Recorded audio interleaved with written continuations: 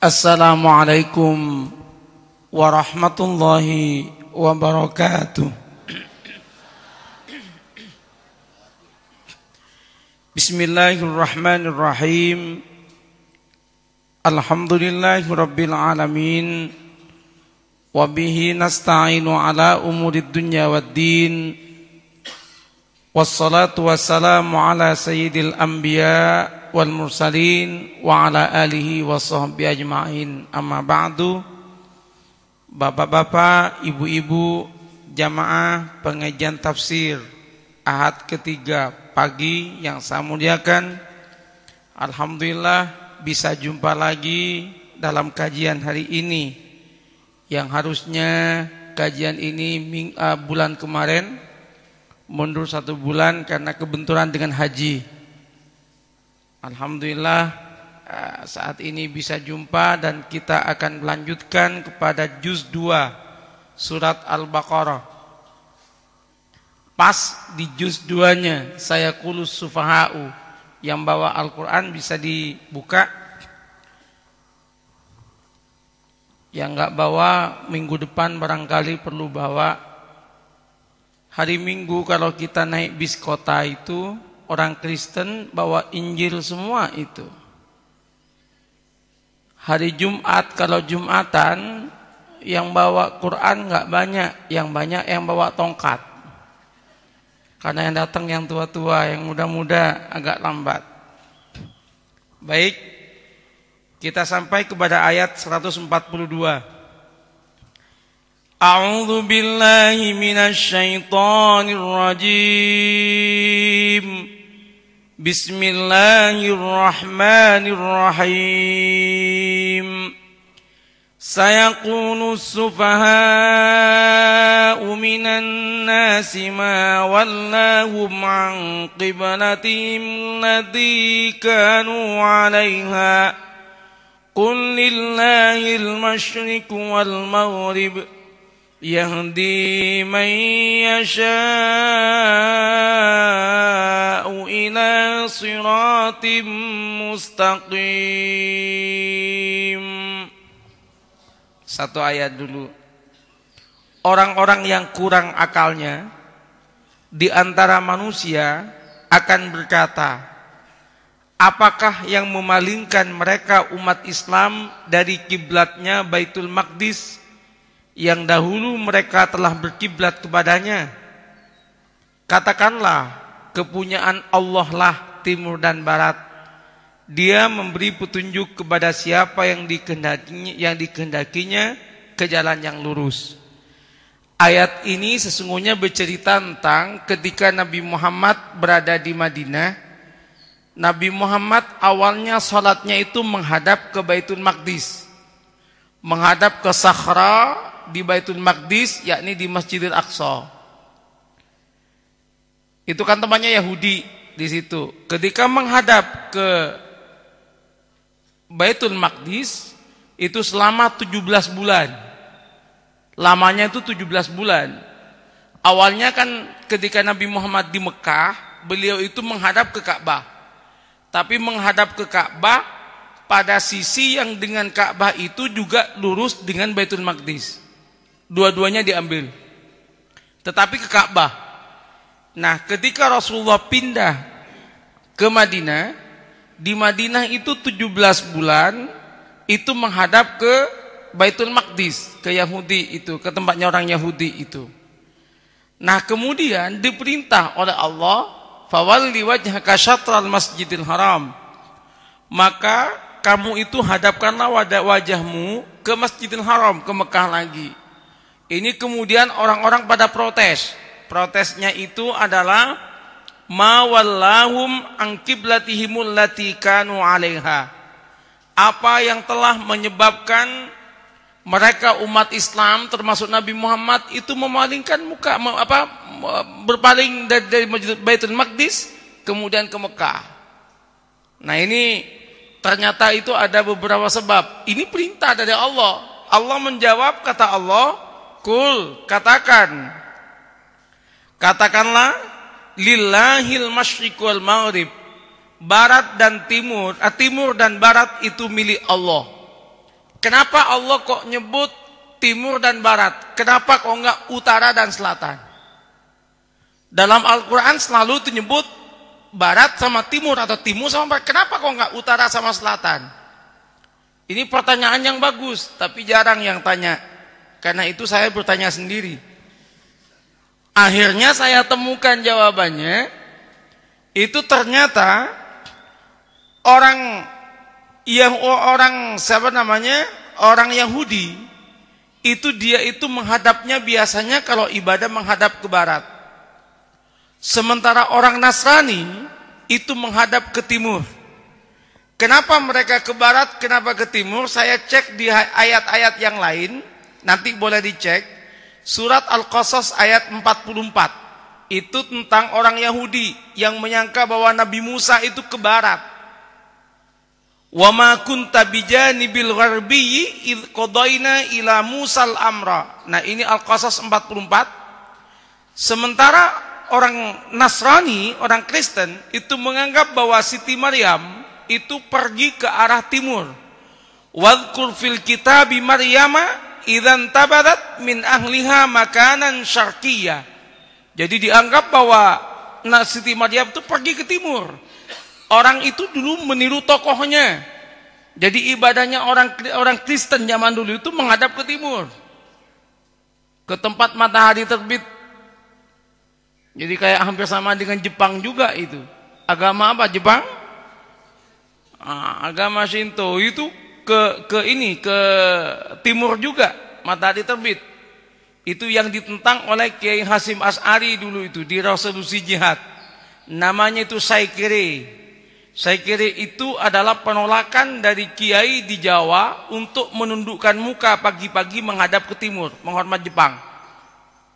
Nah, kata Allah, barat timur itu miliknya Allah semua. Jadi urusannya sekarang bukan masalah menghadap kemana. Kamu mau taat apa tidak? Kira-kira begitu. Kamu mau taat apa tidak? Tetapi dalam sejarahnya memang ada masalah. Masalahnya adalah orang Yahudi mengolok-olok.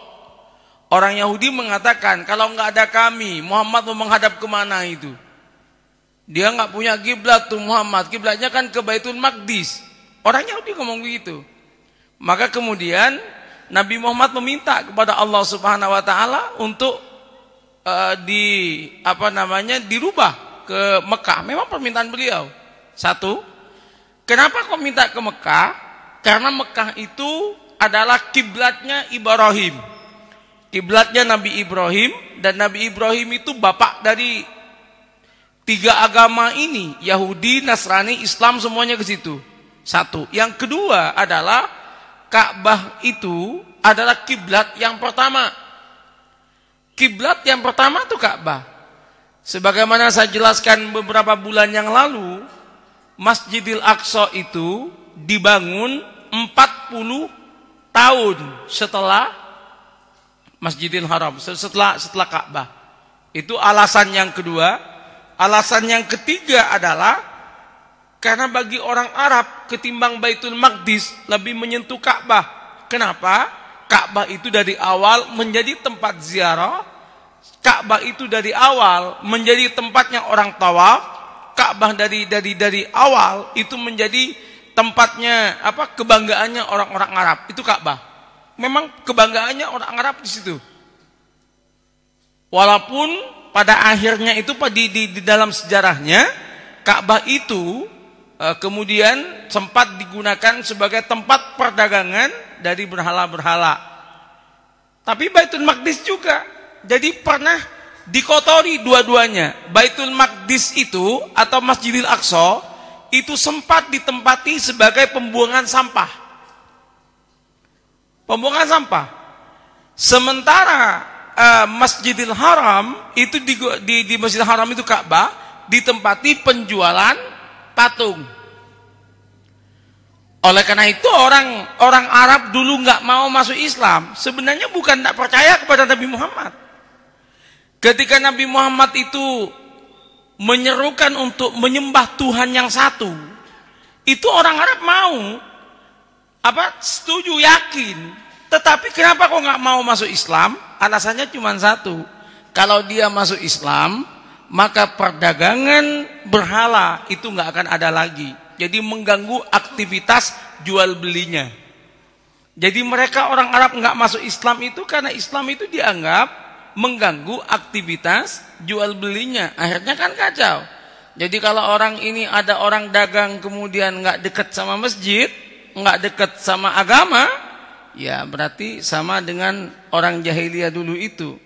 Yakinnya yakin, kalau mati minta disolati juga. Tetapi ketika hidupnya malah nggak datang ke ini sama sekali. Alasannya nggak apa-apa, yang penting hatinya dekat. Idul Adha ngirim sapi 3 ekor malah. Tapi orangnya nggak pernah ke masjid. Ada yang tanya sama saya, gimana Bapak hukumnya? Ada orang dia nggak pernah ke masjid, tapi sapinya itu datang ke masjid untuk disembelih. Saya jawab, yang masuk surga sapinya. Akhirnya orang itu ketawa-ketawa juga. Maksud saya, orang beragama itu kan harus holistik namanya itu. Harus menyeluruh, tidak boleh diambil sebagian-sebagian. Nah, kata Allah, kullillahil masyriq wal maghrib. Katakan bahwa barat dan timur itu adalah milik Allah. Yahdi may yasha'u ila siratim mustaqim. Allah lah yang memberikan petunjuk kepada orang yang dikehendaki oleh Allah kepada jalan yang lurus. Jadi yang memberikan petunjuk itu Allah. Oleh karena itu setiap mubaligh jangan merasa mubaligh itulah yang memberikan petunjuk. Manusia itu jangankan mubaligh kita, Rasulullah itu disebut dalam Al-Quran, innama alaikal balagh. Kewajibanmu Muhammad adalah menyampaikan. Yang memberikan hidayah adalah Allah Subhanahu wa ta'ala. Pada sisi ini maka kalau kita menjadi kiai atau ustadz atau penceramah, itu jangan mengklaim bahwa kitalah yang telah menjadikan orang itu mendapat hidayah. Semuanya Allah Subhanahu wa ta'ala, bukan manusianya. Orang Rasulullah sendiri ketika meminta pamannya untuk beriman, disebut oleh Allah, innaka lan tahdi man ahbabta walakinallaha yahdi may yasha. Kamu tidak bisa memberikan petunjuk, tapi Allah lah yang memberikan petunjuk pada jalan yang lurus. Sirat mustaqim. Siratal mustaqim itu jalan yang ada di atasnya neraka. Orang semuanya akan melewati itu. Akan melewati itu. Orang yang dia dalam hidupnya itu jalannya lurus, maka dia akan lurus juga itu jalannya, lancar-lancar saja. Siapa yang di dunianya dia jalannya nggak lurus, ya nggak bisa. Dan orang yang jalan di atas siratal mustaqim itu macam-macam. Ada yang cepat kilat nyampe, ada yang tertatih-tatih dan macam-macam, tergantung kepada amalnya masing-masing. Kalau dilihat dari ngantuknya pengajian pagi ini, saya nggak tahu kira-kira ini masuk yang cepat apa lambat gitu. Hah? Kalau orang ngantuk apa kira-kira bisa jalan cepat gitu kan? Inilah resiko tadi malam hujan. Pertama kali hujan tadi malam, bawaannya itu kayak agak ngantuk. Nggak apa-apa, kita ngantuk bersama-sama saja gitu. Pokoknya kalau ada yang kemudian ini kelihatan ngantuk, ya ayo kompak. Sirat mustaqim, jalan yang lurus. Orang yang akan selamat di jalan yang lurus apa siratal mustaqim ini adalah orang yang mustaqim. Mustaqim itu istiqomah, memiliki keistiqomahan dalam kehidupan. Yang sulit kan istiqomahnya itu yang sulit. Sulit ini istiqomah, tapi insya Allah lah. Tapi memang sulit untuk mengajarin kita itu konsisten, istiqomah, sulit. Walaupun punya istri namanya istiqomah, belum tentu. Ayat 143. Wa kadzalika ja'alnakum ummatan wasatan litakunu syuhada'a 'alan nasi wa yakuna ar-rasulu 'alaikum syahida وَمَا جَعَلْنَا الْقِبْلَةَ الَّتِي كُنْتَ عَلَيْهَا إِلَّا لِنَعْلَمَ مَنْ يَتَّبِعُ الرَّسُولَ مِمَّنْ يَنْقَلِبُ عَلَى عَقِبَيْهِ وَإِنْ كَانَتْ لَكَبِيرَةً إِلَّا عَلَى الَّذِينَ هَدَى اللَّهُ وَمَا كَانَ اللَّهُ لِيُضِيعَ إِيمَانَكُمْ إِنَّ اللَّهَ بِالنَّاسِ لَرَءُوفٌ رَحِيمٌ. Dan demikian pula kami telah menjadikan kamu umat Islam, umat yang adil dan pilihan. Jadi kita umat wasata, umat yang adil. Kenapa kok disebut dengan umat yang adil? Wasata itu tengah-tengah. Kenapa kok disebut tengah-tengah? Alasannya begini. Kalau dalam Fatihah, Bapak Ibu kan baca ihdinas siratal mustaqim siratal ladzina an'amta alaihim ghairil maghdubi alaihim, itu orang Yahudi. Ghairil maghdubi alaihim, orang Yahudi itu dimurkai oleh Allah. Kenapa dimurkai? Orang Yahudi itu hukum terus yang dipikir tapi nggak pernah kasih sayang kepada orang lain. Wajar zaman Nabi Musa itu memang nakal-nakal rakyatnya itu. Mentalnya mental budak. Karena mental budak, maka kemudian yang ada itu hukum. Kasih sayang nggak begitu diperhatikan. Karena mental budak. Jadi kalau kita kebanyakan hukum, kayaknya memang itu juga mental budak juga. Kalau Nurhalis Majid mengatakan Indonesia agak ada juga mental budaknya. Kenapa Cak Nur, kata teman-teman? Lihat aja itu di pinggir jalan banyak patung polisi. Kenapa? Karena itu orang Indonesia katanya kalau nggak ada yang jaga banyak melanggar hukum. Makanya polisinya kemudian itu dibikinin patung itu kan, biar terasa selalu ada polisi. Jadi jangan bangga terlalu banyak patung polisi. Ada dua tafsiran, satu kelas budak, yang kedua dianggap polisinya itu udah kena kualat, kena laknat, terkutuk kayak siapa? Malin Kundang, jadi batu katanya. Kalau saya sama Pak Kapolda nggak ngomong gitu, saya bilang sama Pak Kapolda, tolong jangan banyak-banyak patung polisi. Kenapa katanya? Kejadian di Sampang patung polisi itu, kenapa? Ketika gerimis, anak-anak naik sepeda pancal langsung disandarkan ke patung polisi. Ternyata polisi betulan. Marah polisinya, hei katanya, oh maaf Pak, saya kira patung katanya. Kalau kebanyakan nanti polisi betulan juga dianggap patung. Katanya kita ini Allah yang ngakui umatnya Nabi Muhammad, panjenengan dengan saya ini semua adalah umat yang adil.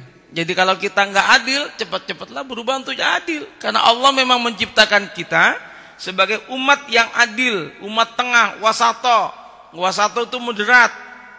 Litakunu syuhada'a 'alan nas, supaya kamu semua, agar kamu menjadi saksi atas perbuatan manusia. Kita nanti ini akan menjadi saksi, Pak. Umat Muhammad ini. Jadi ketika umatnya Nabi yang lain itu, dia itu kemudian menyatakan, ya ini nggak nyampe kepada saya, disalah. Kita jadi saksi, enggak, disampaikan semua itu disalahnya. Rasul saya Muhammad itu menyampaikan bahwa telah disampaikan, kita jadi saksi ini. Kan lumayan jadi saksi, bukan tersangka. Oh, kalau tersangka agak dagdikduk gitu, walaupun nggak salah. Nah, oke. Kemudian wa yakuna rasulu alaikum syahida, dan juga Rasul, agar Rasul Muhammad menjadi saksi atas perbuatan kamu. Nabi Muhammad nanti menjadi saksi atas perbuatan kita. Kalau orang ahli nahwu, dia akan mengatakan begini, kenapa kok pakai ala, syuhada'a ala? Kalau pakai ala biasanya itu saksi yang memberatkan. Tetapi kalau pakai la, syuhada lakum, itu saksi yang meringankan. Kenapa kok alaikum? Nah ini menarik ini. Ternyata dalam kitab tafsir itu disebutkan kita, umat kita ini menjadi saksi yang memberatkan untuk umat yang lain, tapi Rasulullah itu akan menjadi saksi yang meringankan walaupun sama-sama Allahnya. Katanya nanti Rasul itu ketika ditanya, bagaimana tentang umatmu yang begini Muhammad? Rasul itu terdiam. Saksi, tapi Rasul diam dan membela kita.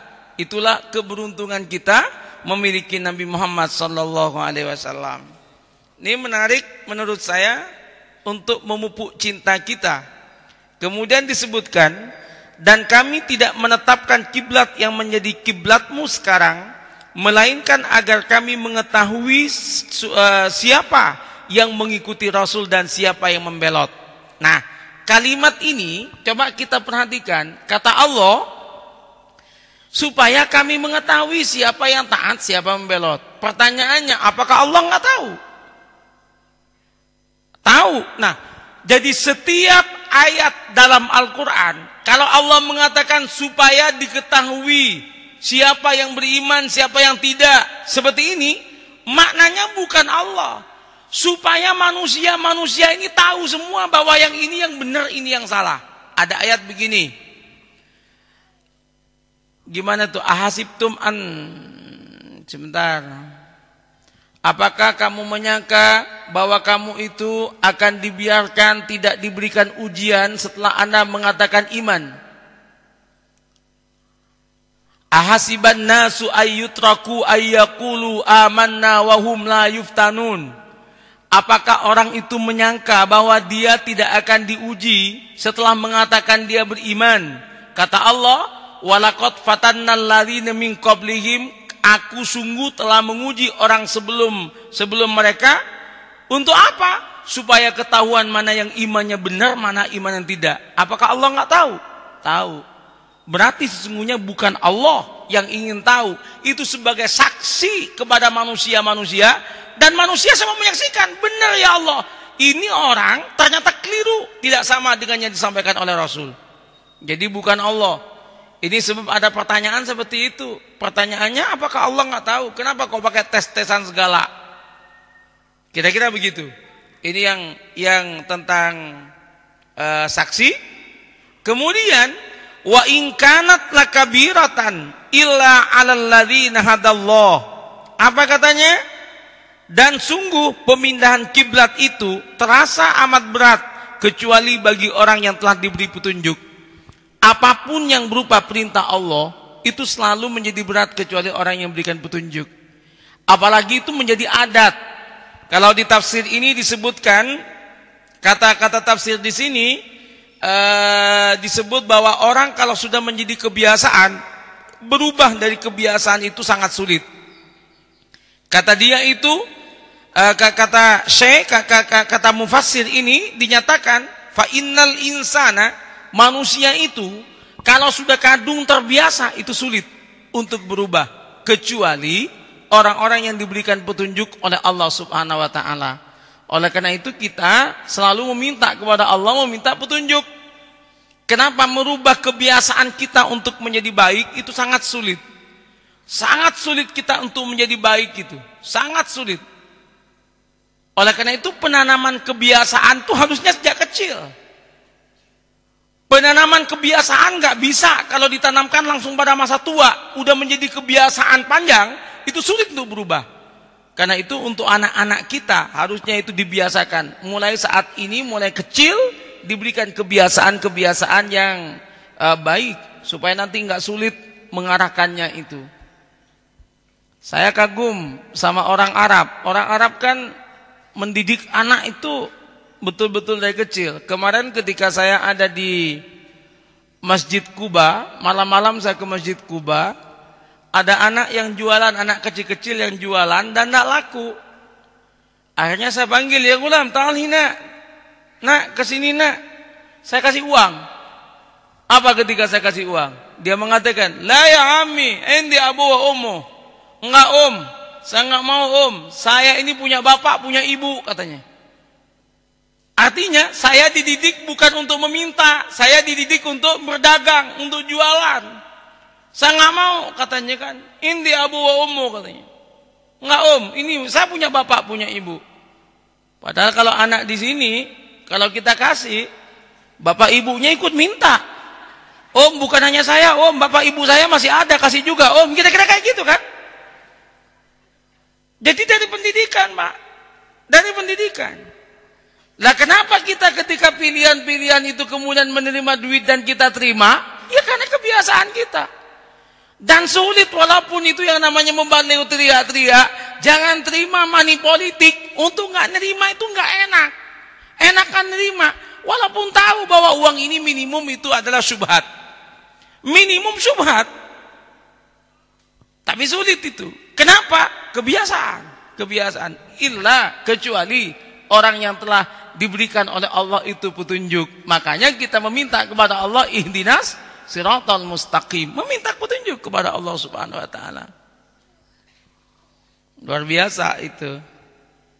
Jadi katanya sulit. Sulit. Kebiasaan-kebiasaan. Ada nenek-nenek sama kakek-kakek juga itu ingat sama kebiasaan ketika masih muda dulu. Ketika udah tua, neneknya usianya 73, kakeknya usianya 79. Malam-malam itu kan ingat pada masa lalu mungkin si nenek bilang, "Papa," katanya kan, manggil papa juga walaupun tua kan. "Papa, biasanya dulu kalau kita lagi duduk gini, papa megang tangan saya," dipegang sama kakek.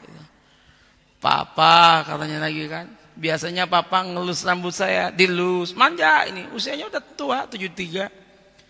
Papa biasanya senyum sama saya," senyum kan. "Papa biasanya kalau senyum giginya kelihatan," langsung pergi si suami itu. Ketika pergi kaget ini nenek. "Papa ngapain pergi?" "Gigiku ketinggalan di jeding," katanya kan. Oh ternyata mau ngambil giginya dulu itu. Parah, ingat sama masa lalunya. Wa ma kana Allahu liyudhi'a imanakum. Wa ma kana Allahu liyudhi'a imanakum. Disebutkan di sini Allah tidak akan menyia-nyiakan imanmu. Allah enggak pernah menyia-nyiakan iman kita. Keyakinan kita itu enggak akan pernah disia-siakan. Orang itu kalau dia itu menyebut nama Allah saja, dia sebut nama Allah, itu dia punya poin. Yang poin itu akan menjadikan dia itu bahagia. Apalagi bukan hanya Allah, dilengkapi dengan la ilaha illallah. Dan kemudian itu bukan hanya dari mulut, tapi dari hati. Hati yang kemudian menyatakan memang tidak ada Tuhan selain Allah. Itu akan menjadi sesuatu yang luar biasa. Bukan menjadi motivasi saja, tapi menjadi kekuatan, power. Orang itu dalam hidup ketika dia itu kehilangan powernya, coba dia ambil wudhu, bawa duduk, kemudian dia mengatakan seperti itu, la ilaha illallah, kemudian zikir kepada Allah. Coba apa yang akan diberikan oleh Allah Subhanahu wa taala? Sesuatu yang berbeda. Orang kalau nyebut Allah itu dijawab oleh Allah. Ketika orang menyebut ya Rab, ya Allah, Allah langsung menjawab, "Ada apa hambaku?" Pasti itu.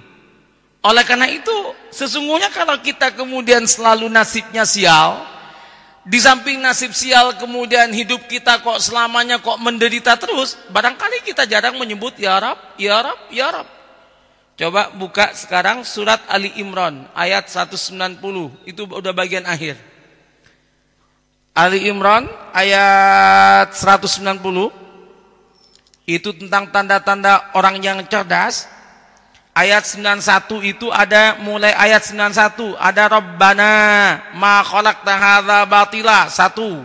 192 Rabbana innaka man tudkhilin nar faqad ahzaitahu 2. Yang ketiga Rabbana innana sami'na munadiyan yunadil iman an aminu birabbikum fa amanna.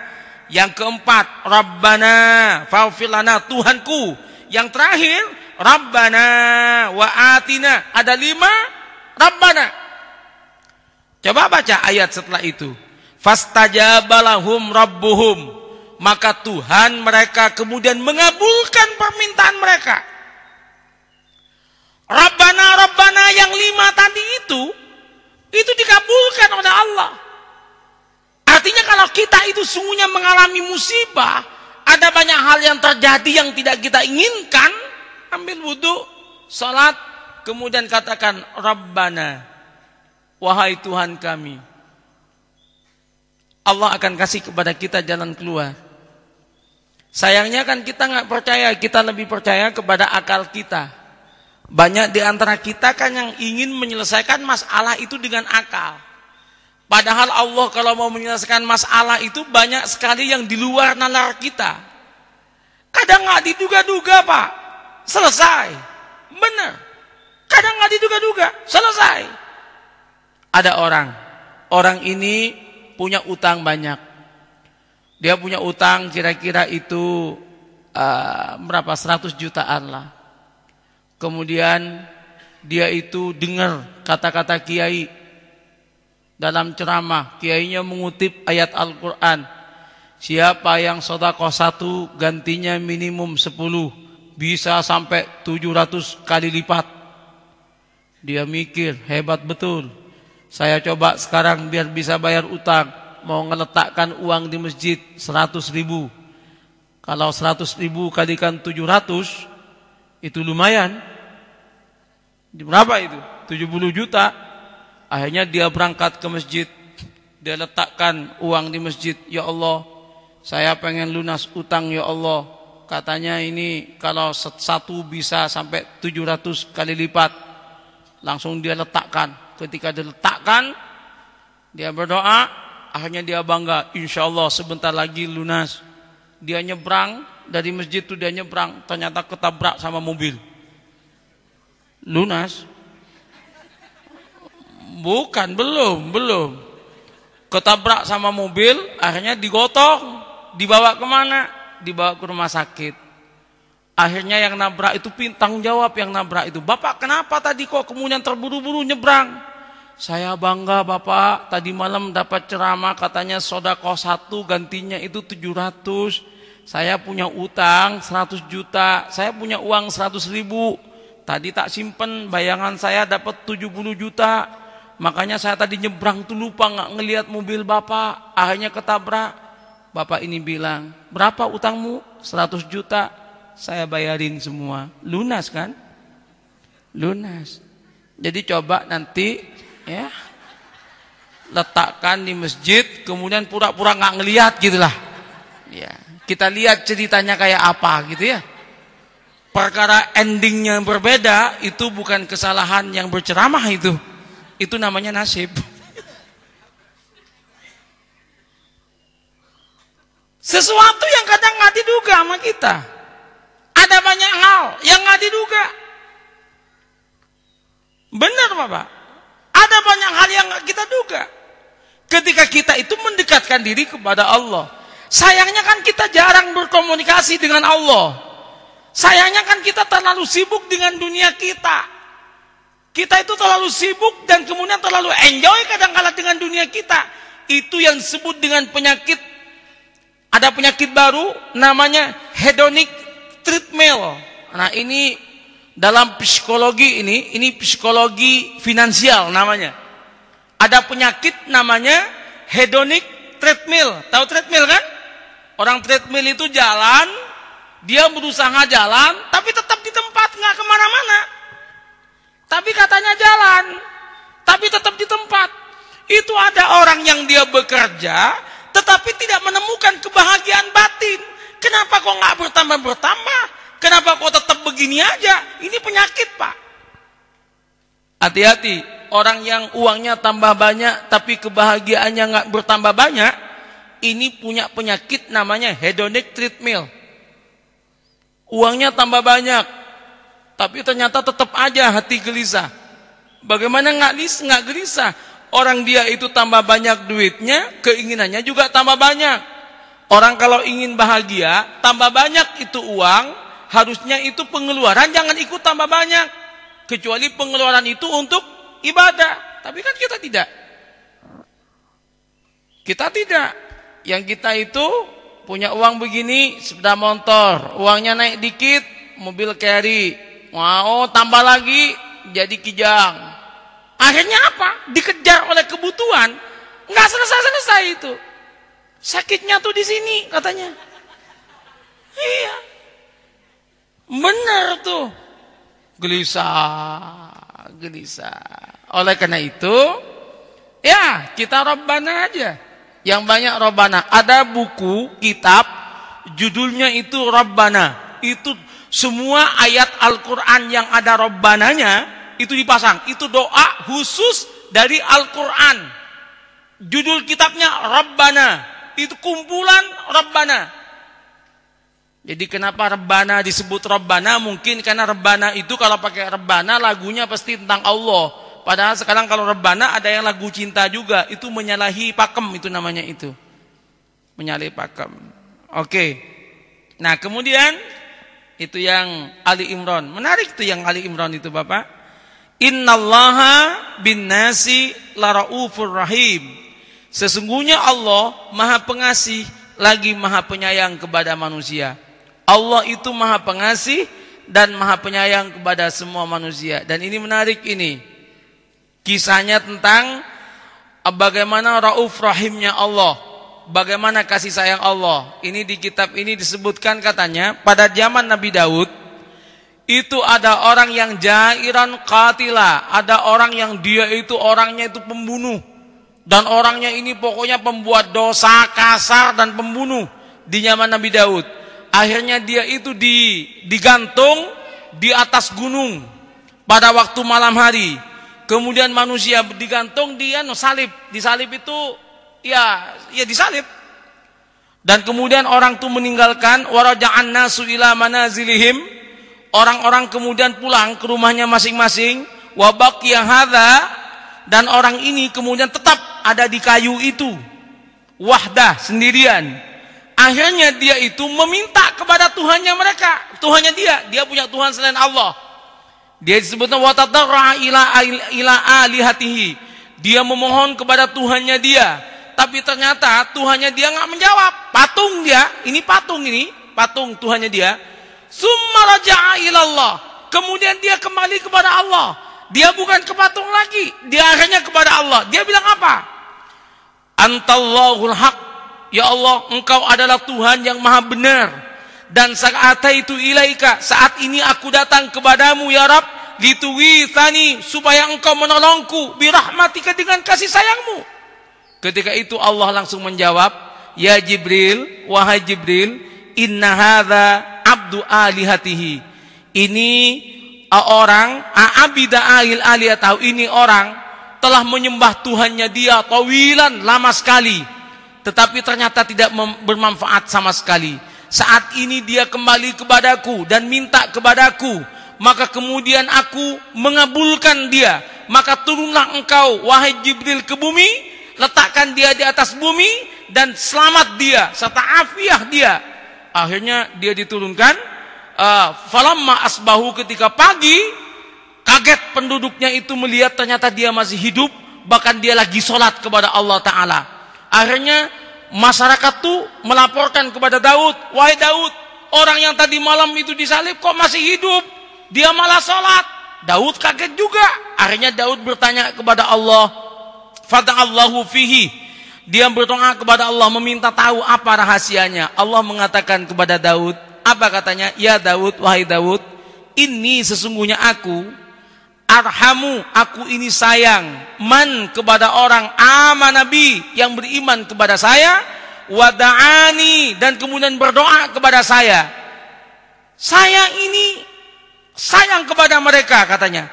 Fa ilam af'al fa ayu farqin baini wa baina ayati. Kalau saya enggak mengabulkan dia, apa bedanya saya dengan Tuhannya dia yang patung itu? Maka saya itu sayang kepada dia. Orang yang enggak nyembah Allah, balik kepada Allah, itu kemudian dikabulkan oleh Allah. Apalagi kita semua yang memang hamba-hamba Allah, mengetuk pintu langit, mau minta apa saja. Hanya masalahnya pinta kita itu jangan kemudian, satu, jangan terburu-buru. Jangan kita pengennya minta sekarang kemudian dapat sekarang. Yang kedua, jangan kemudian pinta kita itu minta yang itu yang diminta kita. Harus ini ya Allah. Jangan, kenapa? Allah lebih tahu mana yang menurut Allah terbaik. Mana untuk Allah? Mana menurut Allah yang terbaik? Doa itu didengar oleh Allah. Ada seorang mahasiswi saya, ditakdirkan punya wajah nggak begitu cantik, itu selalu bertanya dan termasuk kepada saya, Pak, kapan saya kira-kira punya jodoh? Saya pengen punya jodoh secepatnya, Pak. Berdoalah nak kepada Allah. Dia berdoa sampai tahun 2012 dia masih selalu mengatakan, kenapa kok saya minta jodoh kok nggak dikabulkan? Saya bilang, Allah mungkin akan memberikan yang terbaik untukmu. Suatu hari dia nulis di Facebooknya, tulisan di Facebooknya itu berbunyi begini, 2013, ya Allah, berikan kepadaku lelaki yang sempurna, yang tidak akan pernah menyakitiku sampai kapanpun. 2013 bulan Juli kalau nggak keliru, dia meninggal dunia. Dan meninggalnya luar biasa. Dia meninggal setelah sholat malam. Setelah sholat malam dia baca Yasin. Setelah baca Yasin dia baca Al-Waqi'ah. Setelah baca Al-Waqi'ah dia sujud dan kemudian meninggal dunia. Ini kisah dari temannya yang dapat cerita dari orang tuanya. Berarti dia dipertemukan dengan jodohnya di surga yang tidak akan pernah menyakitinya. Kalau di dunia nggak ada jodoh yang tidak menyakiti. Jangan kaget kalau ibu suaminya nyakitin ibu, jangan kaget. Sering disakiti ibu? Oh, nggak nyaut Pak, karena bapak ada di depannya, gitu kan? Iya, tapi bapak juga pasti ada yang disakitin juga sama istrinya. Kenapa? Ya itulah manusia di dunia ini. Di dunia ini tidak ada ketenangan abadi. Itu catat ini Pak. Saya sangat setuju kepada jawaban dari Hasan Basri ketika ditanya, Syekh, kapan saya bisa tenang? Ketenangan sejati kapan? Apa jawabannya? Ketika kakimu melangkah ke sorga, sejak itulah kamu itu tenang. Sebelum masuk sorga, nggak ada tenang. Nggak ada tenang. Ini kepada mikir semua. Dari wajahnya mikir semua. Kok iya ya gitu kan? Memang iya. Ketenangan hakiki nanti. Oleh karena itu dikatakan oleh para ulama, kalau Anda hanya punya rumah mewah, kalau Anda punya mobil mewah, atau Anda punya apapun, selama yang Anda punyai belum surga, jangan sombong. Dan ketika Anda mendapatkan derita, macam apapun derita yang Anda terima, jangan sedih selama itu bukan neraka. Kalau neraka baru sedih. Ya, hidup di dunia cuma sebentar, ya kan? Tapi kemudian dia bilang, justru yang sebentar itu buat apa gelisah, kan gitu. Pokoknya dibolak-balik itu. Berhubungan dengan orang itu pasti nggak enak Pak. Orang berani kawin itu kan berani sakit hati Pak. Istri kita kadang ujian sama kita. Istri mau beli baju, istrinya bilang, Mas ini cocok Mas, cocok. Kalau bilang cocok, Mas bilang cocok gitu, paling ini gimana itu nggak ridho gitu kan. Ketika dibilang itu kemahalan, itu malah tambah ngamuk itu kan. Masya Allah, pokoknya nggak benar semua itu. Nggak benar semua. Mas, aku masih cantik enggak? Masih. Gombal gitu kan. Mas, aku kelihatan tua Mas? Enggak. Oh, Mas bohong. Salah semua. Memang ujian. Yang paling nggak enak kalau lagi makan mau makan di luar. Makan di mana, Ma? Terserah. Setelah terserah dibawa ke warung Padang. Aku nggak suka santan, Pak. Oke, balik lagi. Kemana ini? Ya terserah Papa. Berangkat. Ketemu sama rumah makan Sunda. Aku nggak suka yang sayur-sayuran gini. Mateng. Balik lagi. Terus kemana Ma? Terserah. Terserah lagi. Dibawalah kemudian ke KFC. Nyampe KFC. Aku nggak suka makanan junk food, makanan Amerika. Belok lagi. Kemana Ma yang ini Ma? Terserah. Dibawa ke Pujasera. Nyampe Pujasera, di sini toiletnya nggak bersih. Belok lagi. Terus kemana Ma? Terserah. Terserah terus. Ketika dibawa ngamuk-ngamuk. Gimana itu? Ujian itu kan. Untung bapak-bapak sabar itu.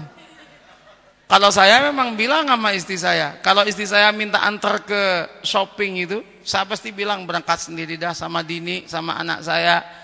Karena saya tahu bahwa saya nggak begitu sabar menunggu orang belanja. Bapak-bapak kan rata-rata nggak sabar ini.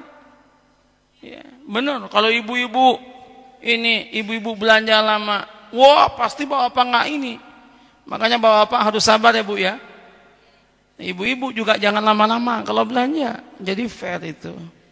Insyaallah. Oke, lanjut. Satu lagi.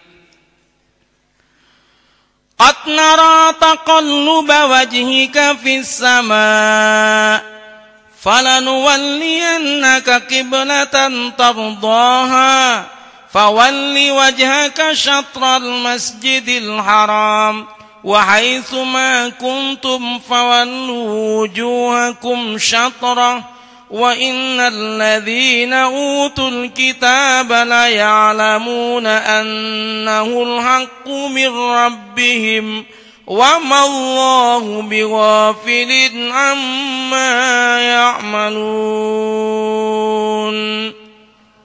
Sungguh kami sering melihat mukamu menengadah ke langit. Pertanyaan pertama, kenapa kok menengadah ke langit ketika berdoa? Itu ada ceritanya. Kenapa kok orang berdoa ngadep ke langit? Dan kenapa di sini Allah menyatakan bahwa Nabi Muhammad itu menengadah ke langit? Ini disebutkan katanya, jadi itu Jibril datang kepada Rasulullah. Rasulullah mengatakan, qala li Jibril, wadattu anna Allah sarrafani an qiblatil yahud ila ghairiha. Jibril, saya itu ingin Allah memindahkan kiblat dari kiblatnya Yahudi kepada selainnya, yakni ke Mekah. Jibril mengatakan, saya ini hamba sepertimu wahai Muhammad. Anta karimun ala rabbik, engkaulah yang mulia bagi Tuhanmu. Fat'u rabbaka, maka berdoalah kepada Tuhanmu. Wasalhu, dan mintalah kepada Allah. Summa tafa'a Jibril, Jibril kemudian naik ke langit. Wa ja'ala Rasulullah, kemudian Rasulullah itu yudiman nazar ila sama. Jadi Rasulullah itu melihat ke langit itu. Jibril naik, melihat ke langit. Itulah kemudian selalu melihat ke langit berdoa, ya Allah, ya Rabb, ya Allah, ya Rabb. Selalu melihat ke langit. Rata-rata orang berdoa akan ke langit. Di samping memang ada orang yang menyatakan Tuhan itu ada di langit. Walaupun itu nggak benar sebenarnya, tapi dibenarkan oleh Rasulullah sesuai dengan pikirannya. Ada seorang orang Badu, orang gunung, datang kepada Rasul. Berkata, wahai Rasulullah, Allah itu ada di mana? Rasul bertanya, menurutmu di mana? Menurutku di langit. Oh, Anda benar. Ketika dibilang Anda benar, kaget ini sahabat. Ya Rasul, ketika udah pulang, ya Rasul, kenapa engkau mengatakan Allah di langit? Allah itu kan ada di mana-mana. Kenapa Anda bilang langit? Kata Rasulullah, untuk dia cukup mengatakan Allah ada di langit, tapi untukmu tidak. Artinya, orang itu tidak bisa diperlakukan sama sesuai dengan pikirannya masing-masing. Itulah kebijaksanaan Nabi Muhammad. Hebat Nabi Muhammad, Bu. Hebat. Jadi nggak mentang-mentang ini kemudian pakai yang tinggi. Jadi dilihat orang ini sampai di mana, itu yang dipakai oleh Rasul. Bijaksana Rasulullah. Sama dengan bijaksananya, di suatu waktu Rasulullah itu ada orang yang memberikan hadiah makanan. Rasulullah tidak makan sedekah. Rasulullah nggak bisa kalau makan sedekah. Rasulullah itu dikasih hadiah. Ketika dikasih hadiah, dimakan oleh Rasulullah. Ketika Rasul makan, tidak ngajak-ngajak sahabat. Padahal biasanya kalau Rasulullah itu punya apa, pasti ngajak sahabat. Yang ini tidak ngajak sahabat, dimakan sendiri sambil senyum-senyum. Dimakan sendiri sambil senyum-senyum. Sahabat kaget, tumben Rasulullah nggak nawarin kita ya. Ada apa? Makan senyum-senyum, senang sendirian. Kok bisa Rasulullah senang sendirian? Ketika habis semua, kemudian wadahnya dikasihkan sama orang ini senang, alhamdulillah, pulang dia. Ketika pulang, Rasulullah baru bilang, wahai sahabatku, aku tahu hatimu mulai tadi bilang, kenapa kok nggak diajak ya? Saya itu sebenarnya mau ngajak kamu makan bersama, tapi makanannya tadi itu nggak enak, itu pahit. Jadi kalau saya kasihkan sama kamu, takut kamu bilang, kok pahit? Orang ini kemudian tersinggung, maka saya makan sendiri sambil senyum-senyum biar orang itu seneng. Oh begitu? Iya, ini pemimpin yang baik. Kalau pahit dimakan sendiri, manis baru bagi-bagi. Kalau pemimpin sekarang manis dipek dewe, kalau pahit dikasihkan sama rakyat, ya kan? Wah, BBM naik, rakyat. Iya, yang itu yang gajinya tinggi-tinggi mau naik berapapun aman. Tapi rakyat yang di bawah, kalau udah BBM naik, semua naik, ya kan? Semua bang, apa yang nggak naik? Iya, naik semua. Atasan naik, bawahan juga naik. Baju yang itu. Hadirin naik semua. Tapi pahitnya dikasihkan sama rakyat. Ya yang gajinya gede nggak ada, uang kecil. Gajinya rata-rata udah 100 juta ke atas. Iya aman, tapi yang di bawah bingung. Mau nanak pakai kayu sudah nggak ada kayunya. Mau pakai LPG juga naik. Coba, Masya Allah, pening. Ya kalau saya terserahlah, namanya rakyat ya. Tapi tetangga ada yang bilang, yang nyoblos Jokowi BBM-nya naik, yang nyoblos Prabowo nggak ikut naik katanya kan. Tapi apa iya kemudian pom bensin bagi nyoblos apa gitu kan? Oh nggak naik itu kan? Kena semua sekarang, kena semua. Ya Allah, hadirin Bapak Ibu. Jadi itu ceritanya tentang kenapa kok ya Allah ya Rabbana. Sesungguhnya kalau jenengan berdoa kemudian menghadap ke bawah nggak masalah. Allahumma Rabbana. Hanya kalau berdoa jangan biasakan kalau mau ikut sunnah loh ya. Kalau mau ikut sunnah jangan berdoa itu tangan kita itu kemudian begini aja. Kalau mau ikut sunnah doa itu seperti ini.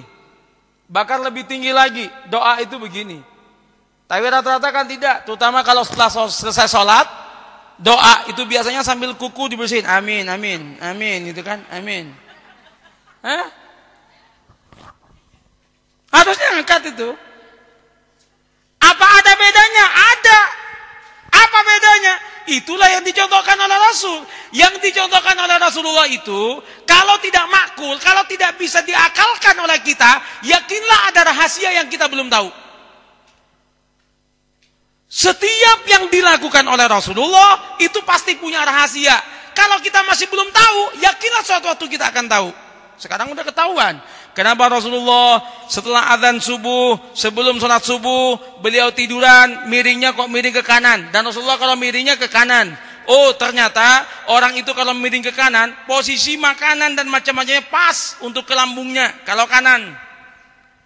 Kenapa Rasulullah kalau makan itu kemudian sedikit-sedikit. Oh ternyata kalau banyak itu juga gangguan dari pencernaan kita. Makanya sedikit-sedikit. Rasulullah itu nggak pernah makan begini. Tapi orang Arab sendiri kalau makan kayak gini nih. Lihat orang Arab nanti kalau kita umroh tuh, kalau makan begini-begini itu. Dan yang menarik itu, orang Arab itu satu ayam satu orang. Bener.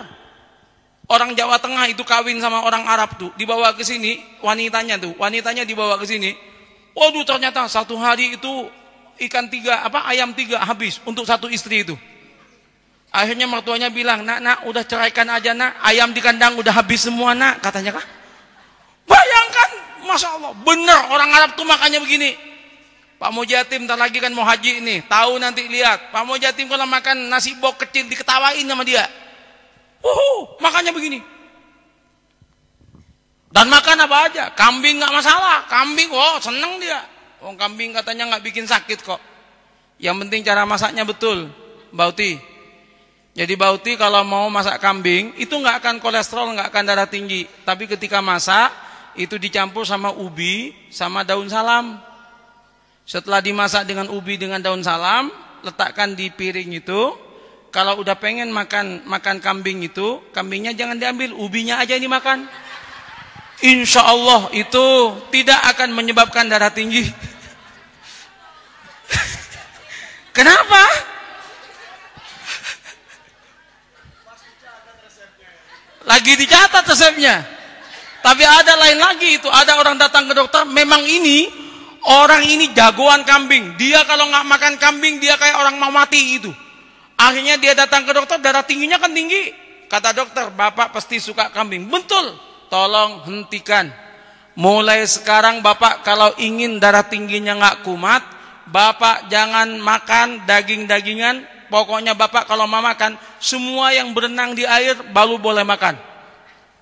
Mau bebek kan berenang, pokoknya yang berenang, ikan berenang, nggak apa-apa. Yang penting yang berenang di air itu boleh dimakan. Akhirnya setelah satu minggu dokternya main ke rumahnya. Kan disuruh olahraga juga. Bu, mana bapak bu? Ada, di mana? Lagi renang katanya kan. Didatangin. Wah, sehat berarti dia olahraga katanya. Nyampe ke kolam renang, ternyata dia, ya Allah pak, kok bapak berenang sama kambing? Iya biar bisa dimakan kambingnya harus renang dulu kan katanya kan. Wah ini kata ini bukan hanya penyakit darah tinggi, ini dengan gilanya kumat sekalian katanya kan. Ya Allah, Bismillah, Bismillah, Bismillah. Tapi kayaknya sudah banyak yang prei sama kambing ini. Prei sama kambing. Jadi kalau pembagian korban harus dipilah-pilah mana yang darah tinggi, mana yang tidak. Kalau yang darah tinggi jangan kasih yang kambing, kasihlah yang daging sapi. Ya harus. Jadi ke depan bukan hanya orang miskin yang dicatat, lengkap dengan penyakitnya Pak Yasir. Bapak ini punya penyakit darah tinggi, iya, berarti daging sapi tidak pakai kambing gitu kan. Tapi bapaknya bilang, anak saya nggak darah tinggi kok katanya. Oh iya. Oke, lanjut. Nah, katanya, maka sungguh kami akan memalingkan kamu ke kiblat yang kamu sukai, yakni Masjidil Haram. Palingkanlah mukamu ke arah Masjidil Haram. Fawalli wajhaka syatral Masjidil Haram. Ini menarik nih. Palingkan wajahmu ke arah Masjidil Haram. Kenapa Allah nggak menyebut di sini palingkan wajahmu ke Ka'bah?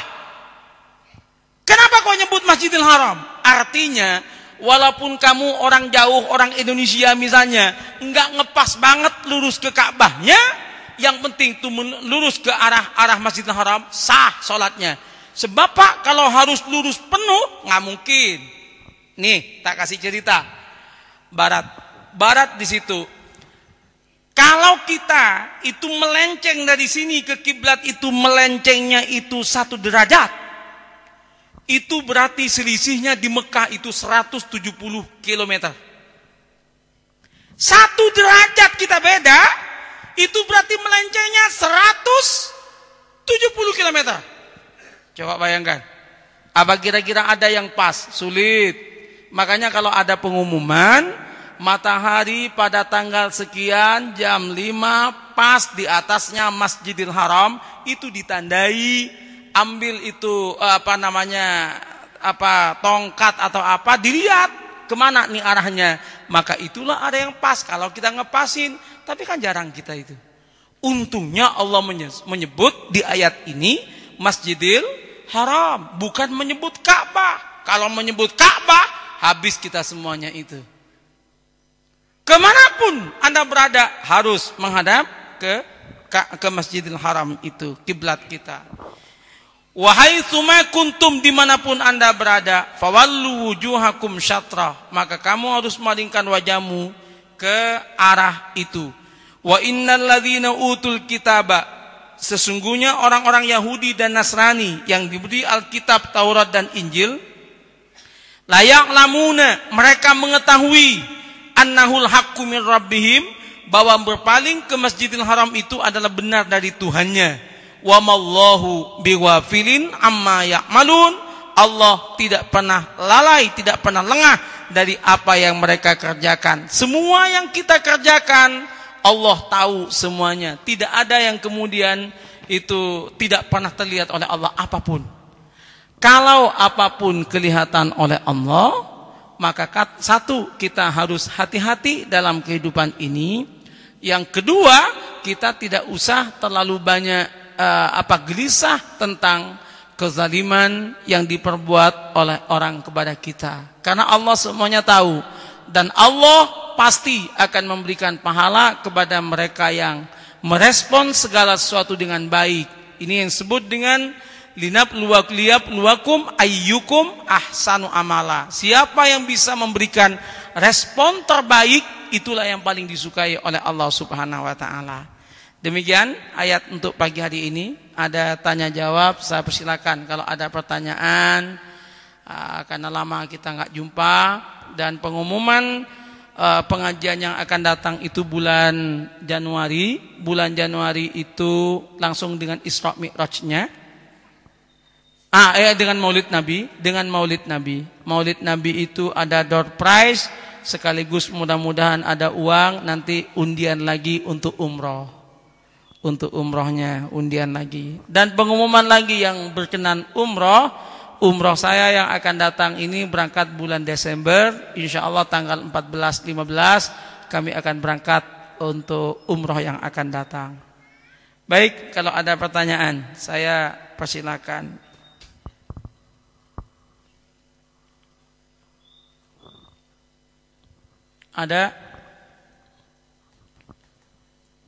Ada buku menarik. Buku itu judulnya itu Why Asians Are Less Creative Than Westerners. Kenapa orang Asia termasuk Indonesia kok kalah kreatif sama orang Barat? Jawabannya salah satunya orang Indonesia nggak suka tanya. Baru kalau acaranya selesai rame-rame datang. Saya punya pertanyaan tadi, malu tadi gitu kan. Biasanya itu makanya kalah sama orang Barat katanya. Silakan.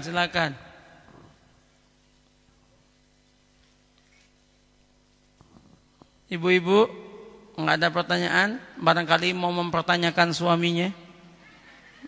Nggak ada ya, luar biasa, alhamdulillah.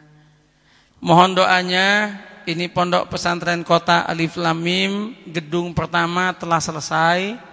Sekarang lagi bikin gedung kedua 4 tingkat seluas 760 meter persegi. Itu menelan biaya insyaallah 2,6 miliar. Ini lagi masang betonnya 28 meter ke bawah tanah itu untuk ininya. Alhamdulillah, mudah-mudahan lancar Pak ya.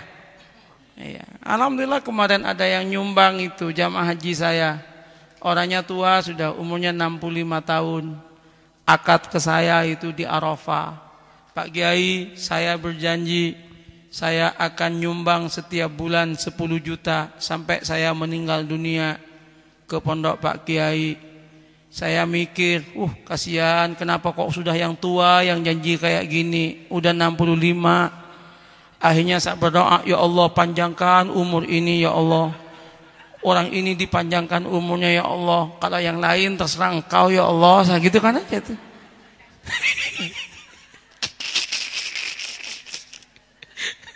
Kenapa Pak? Kok ketawa Erwin ketawa? Oke. Oh ini ada Pak Yasir mau bertanya.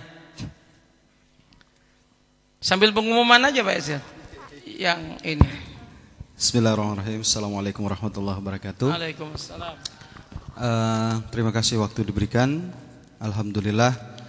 Pertama untuk pengumuman dulu bahwasanya minggu depan, Ahad depan, insyaallah kajian fikih yang diasuh oleh yang terhormat Bapak Kiai Dr. Ahmad Imam Awardi akan dilaksanakan di musola kami, di musola Babu Salam Ketintang 4C, insyaallah ba'da salat asar.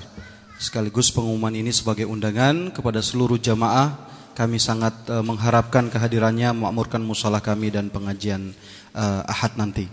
Yang kedua terkait dengan kiblat, saya kepengen penjelasan sedikit terkait dengan penetapan kiblat itu untuk saat ini. Apakah sudah ada ketentuan dari Departemen Agama selaku yang menaungi, atau ada cara-cara lain untuk membenarkan kiblat ataupun paling tidak terlalu melenceng dari arah kiblat yang sebenarnya? Karena terkait dengan di musalah kami yang kiblat sebelumnya sudah ditetapkan, kemudian dirubah sesuai dengan surat edaran Dewan Masjid Indonesia dengan pergeseran bumi sekian derajat. Mohon penjelasannya. Terima kasih.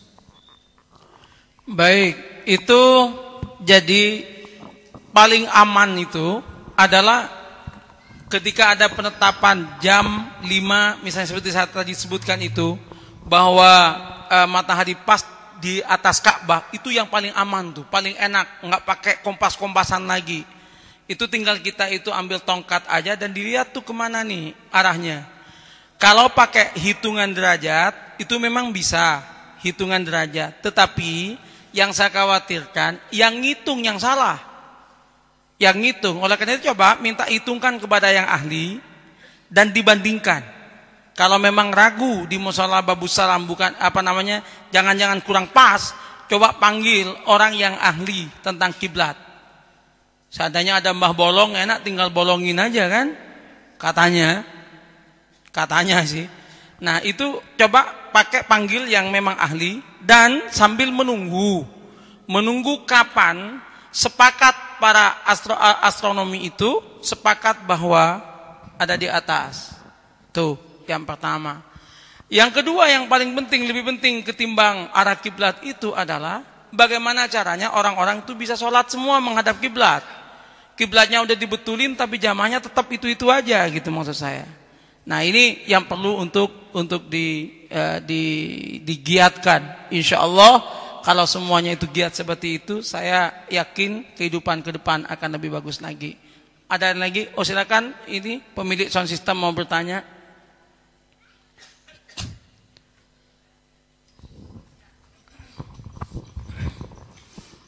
Terima kasih atas kesempatan yang diberikan. Okay. Assalamualaikum warahmatullahi wabarakatuh. Waalaikumsalam warahmatullahi wabarakatuh. Baik Ustadz, ya. Kita semua ini tidak tahu kejadian-kejadian yang akan datang. Dan kejadian itu biasanya bisa kejadian baik ataupun kejadian buruk. Bagaimana kita semua ini bisa menyikapi kejadian-kejadian tersebut, baik itu kejadian yang baik ataupun kejadian yang buruk. Baik, terima kasih. Assalamualaikum warahmatullahi wabarakatuh. Waalaikumsalam warahmatullahi wabarakatuh. Benar, masa depan kita sama-sama nggak tahu apa yang akan tertimpa kepada kita, kebaikan atau tidak. Orang yang disebutkan rukun iman ada 6 ya Pak ya. Rukun iman ada 6. Yang terakhir itu kan iman dengan qada dan qadarnya Allah, baik itu baik atau jelek. Orang iman itu, dia itu ketika mendapat musibah apapun atau nikmat atau musibah, tidak menjadikan dia berubah. Dia tetap kepada Allah Subhanahu wa taala. Walaupun sakit hati ketika itu musibah yang enggak enak sama kita tetap memiliki keyakinan di balik ini pasti ada hikmahnya. Jangan kemudian ketika kena musibah tiba-tiba kemudian kita putus asa, enggak bisa.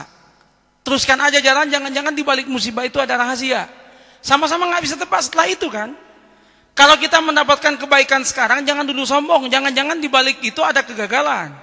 Kalau kita punya kegagalan saat ini, jangan dulu kemudian kita sambat terus. Jangan-jangan di balik itu ada kesuksesan. Saya mau kasih cerita. Ini kisah nyata Pak. Di Saudi Arabia, ada seorang lelaki punya istri dan baru punya anak usianya 4 tahun. Namanya Asma. Nama anaknya Asma. 4 tahun usianya. Si bapak ini, dia itu ketika pulang dari kantor, dia itu berhenti di sebuah masjid mau sholat duha. Dia keluar dari mobil, ditabrak sama mobil yang lain. Langsung pingsan dia. Dibawa ke rumah sakit. Ini kemudian otaknya dinyatakan damage 95%. Otaknya ini rusaknya 95%. Menurut ilmu kedokteran nggak mungkin normal. Kalaupun hidup gila, kira-kira kayak gitu. Atau nggak ingat. Ternyata dia itu nggak siuman. 5 tahun nggak siuman. 5 tahun itu nggak siuman, nggak sadar. Maka kemudian keluarganya yang wanita mengatakan ke wanita ini, sudah nak, kamu minta cerai aja, minta penetapan cerai kepada pengadilan, karena ini suamimu nggak akan hidup. Akhirnya si istri ini didatangi juga oleh hakim. Hakim menyatakan Anda boleh untuk menuntut cerai, artinya minta cerai, gara-gara si suami ini koma sudah 5 tahun dan tidak mungkin sembuh. Istri ini menjawab, saya tidak akan minta cerai. Kenapa? Iya, suamiku nggak tahu bahwa aku hidup, tapi aku tahu suamiku hidup. Saya nggak mau cerai, biarlah akan saya jalani. Anaknya yang Asma ini dipondokkan, ditahfidz, dipondokkan untuk hafal Al-Quran. Setelah 15 tahun pingsan, nggak sembuh-sembuh 15 tahun, anaknya si Asma ini hafal Al-Quran, sudah hafal Al-Quran. Dia bilang sama ibunya, Mama, izinkan aku malam ini berdua dengan Papa. Saya akan berdua dengan Papa. Diizinkan. Ngajilah anak ini mulai maghrib. Pertama dia ngaji Al-Baqarah. Kemudian dia itu terlelap tidur. ketika terlelap tidur seakan-akan ada orang yang membangunkan. Allah tidak pernah tidur. Mengapa engkau tidur? Katanya engkau mau mendoakan papamu. Bangun lagi, ambil wudhu, dia baca Ar-Rahman. Setelah baca Ar-Rahman, kemudian dia hampir tertidur lagi, dia tahan kantuknya. Setelah itu dia berdoa. Apa doa dia? Doanya dia itu menjelang subuh ini doanya. Dia mengatakan, ya Allah, engkau yang mengembalikan Musa kepada ibunya. Engkau yang menyelamatkan Ibrahim dari api. Engkau yang menyembuhkan Ayub dari penyakitnya. Engkau yang menyelamatkan Yunus dari gelapnya perut ikan. Ya Rab, aku minta kepadamu ya Rab, papaku ya Rab, sembuhkan ya Rab dengan keajaiban darimu. Tertidur anak ini. Ketika tertidur azan subuh. Azan subuh si bapak terbangun, sadar. Bapak ini sadar kemudian bilang, hei siapa engkau? Pergi, haram kau dengan saya, kamu bukan istriku, pergi katanya. Papa, aku Asma anakmu. Kaget dia, nggak ingat masih bawa punya anak. Tapi dia tahu bahwa ini bukan istrinya. Diam lama. Setelah itu, engkau anak saya. Iya papa, aku anak papa pingsan 15 tahun. Dipeluklah anak ini. Semua dokter yang ada di situ itu, termasuk dokter dari Amerika, menyatakan subhanallah, subhanallah, subhanallah. Kalau Allah punya mau 15 tahun, menurut akal kita kan nggak mungkin Pak ya, nggak mungkin. Tapi apa yang tidak mungkin dalam hidup ini? Karena itu jangan pernah kita merasa putus asa dengan apapun yang terjadi kepada kita, dan jangan sombong dengan kenikmatan yang diberikan kepada kita.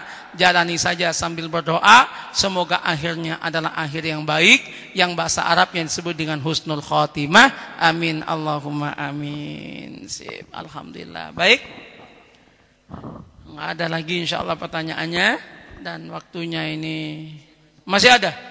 Yuk satu lagi. Nggih. 7.20.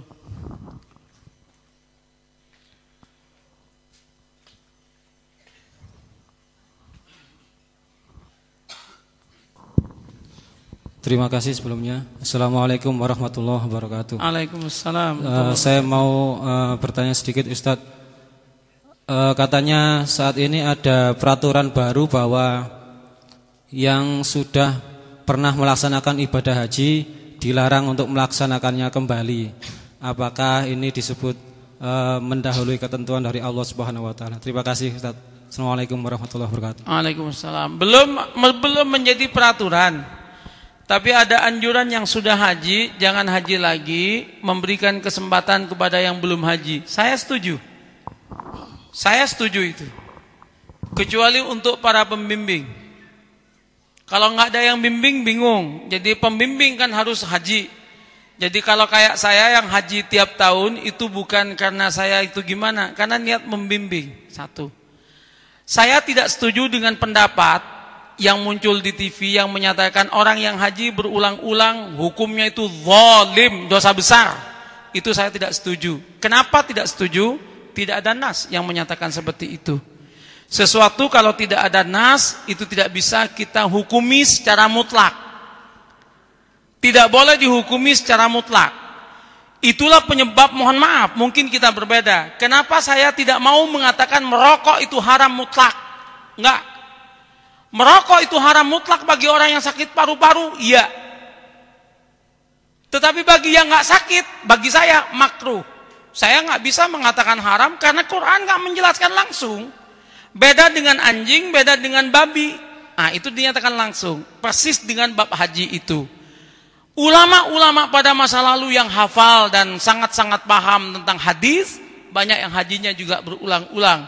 Maka haji berulang-ulang itu bukan sebuah dosa. Apalagi ketika dia itu memiliki penyakit rindu yang tidak akan tersembuhkan kecuali dia ada di Mekah. Bagi saya silakan saja. Yang penting jangan menzalimi orang lain. Yang jadi masalah menurut saya adalah antrian panjang dari haji. Itu yang saya sampai sekarang nalar saya belum bisa memahami. Bahkan andaikan saya menjadi menteri agama, misalkan kalau Bapak jadi presiden kan insya Allah saya maksudnya kan yang ini. Bagi saya kalau saya jadi menteri agama saya stop itu, nggak ada pendaftaran. Kenapa? Gini, istito'ah orang mampu naik haji itu definisinya adalah orang yang dia punya uang, orang yang dia kesehatannya cukup, dan dia itu bisa meninggalkan orang yang di belakang itu tidak dalam keadaan nestapa. Tapi orang punya uang sekarang kan nggak bisa langsung berangkat sekarang tuh. Antrian haji reguler sekarang itu 18 tahun. Kalau jenengan daftar sekarang itu berangkatnya tahun 2032. Lah sekarang kalau yang mampu usianya sekarang 65 tahun baru mampu sekarang, daftarnya sekarang kalikan, tambahin aja 18 tahun. Usianya berapa? 80 sekian tahun kalau hidup. Ya kan? Harusnya dia bisa berangkat. Tapi kenapa kok nggak berangkat? Yang antri, padahal yang antri belum tentu mampu. Yang antri nggak mampu tuh Pak, banyak yang talangan kok. Orang yang talangan kan berarti nggak mampu. Dia itu menghambat orang yang sudah mampu. Makanya kalau saya yang jadi menteri, maksimum antrian 5 tahun. Tutup 5 tahun. Nanti habis, ayo antri lagi 5 tahun. 5 tahun masih reasonable, masih masuk akal. Tapi kalau 18 tahun, ada yang bilang nanti kalau ini dibiarkan bisa sampai 50 tahun. Berarti anak baru lahir langsung daftar haji. Kan begitu? Itu yang akal saya nggak nutut. Tapi saya nggak tahu, mau menyalahkan pemerintah juga nggak bisa. Cuman pikiran saya masih belum nututin ke situ. Oleh karena itu saya berharap sebenarnya itu masalah-masalah haji yang seperti ini itu perlu diselesaikan. Yang menarik, kuota kita kan segitu-gitu aja, kuota kita nggak nambah Pak, kuota kita. Ketika Saudi Arabia itu memberikan tambahan kepada kita lewat non kuota, itu tambahan. Kedutaan Saudi memberikan tambahan itu berarti dia itu tahu dan ngukur bahwa cukup Mekah dan Madinah untuk orang ini. Malah nggak boleh sama pemerintah kita. Jangan pakai yang non kuota. Yang non kuota nanti terlantar. Buktinya yang punya saya non kuota nggak ada yang terlantar. Haji plus semua.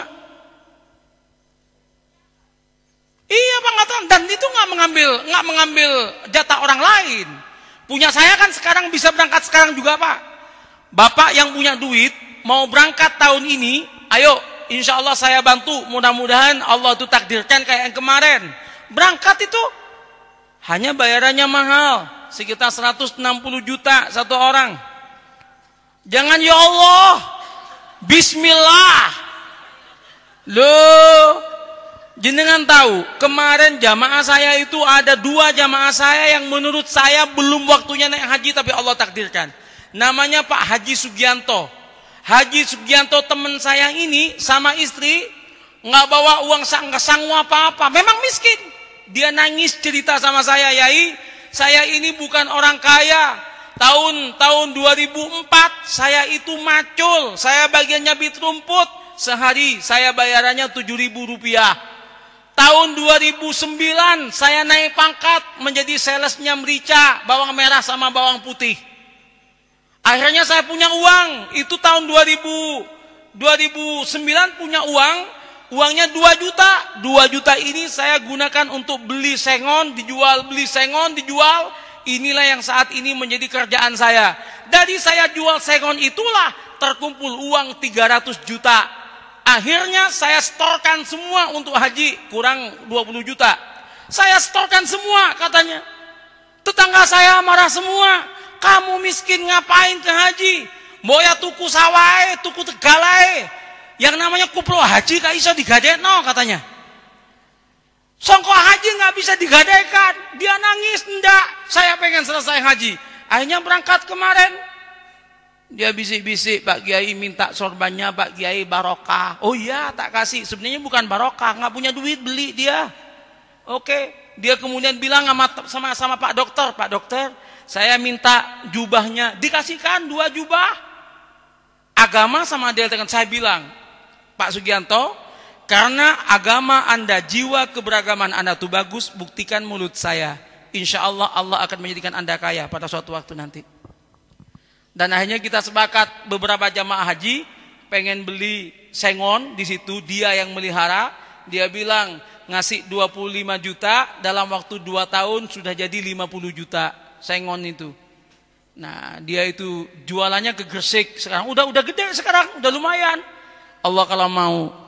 Makanya santai. Yang sekarang kerjanya nyabit rumput, tenang. Berapa tahun lagi bisa haji plus. Iya, kalau ikut dia kan. Iya. Yang kerjanya James Bond, jaga masjid dan kebun, tenang aja, bismillah. Oke. Nah ini kisahnya seperti itu, Pak. Benar. Keajaiban itu selalu ada. Keajaiban selalu ada. Bismillah. Semoga kita termasuk yang diberikan keajaiban oleh Allah. Terima kasih. Mari kita berdoa kepada Allah. Semoga doa kita dikabulkan oleh Allah. Al-Fatihah.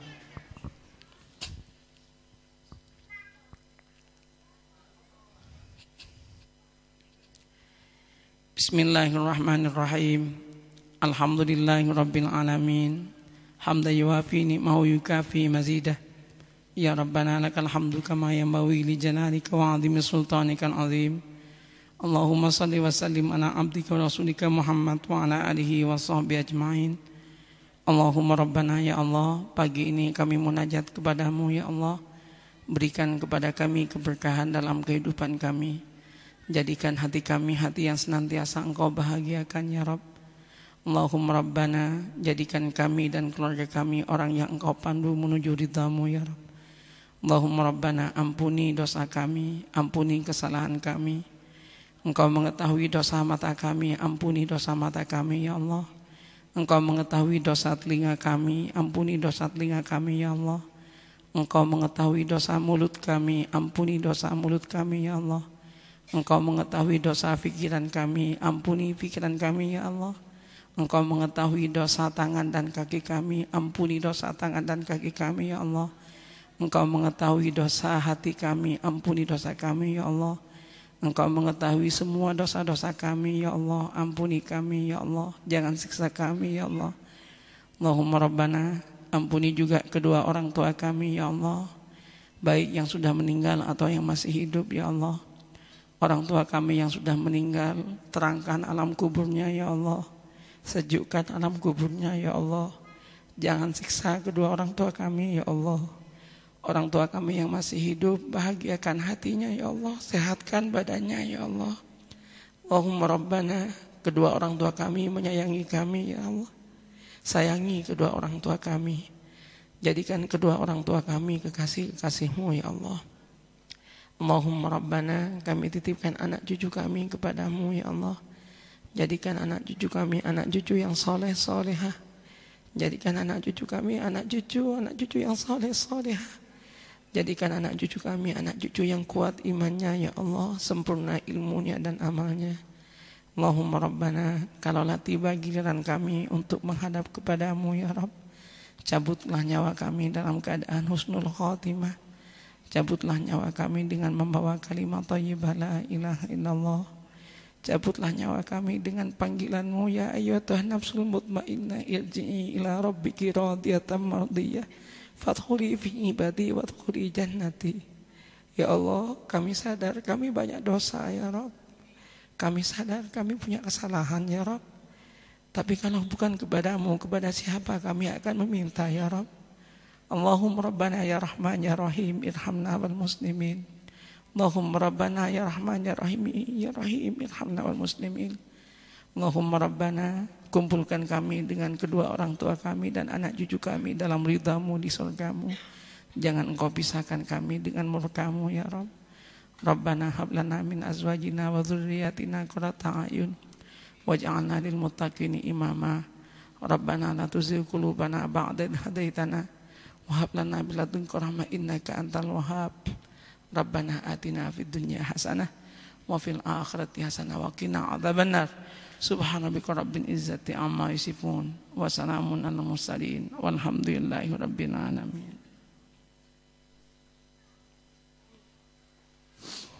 Demikian, mohon maaf atas segala kurangan. Assalamualaikum warahmatullahi wabarakatuh.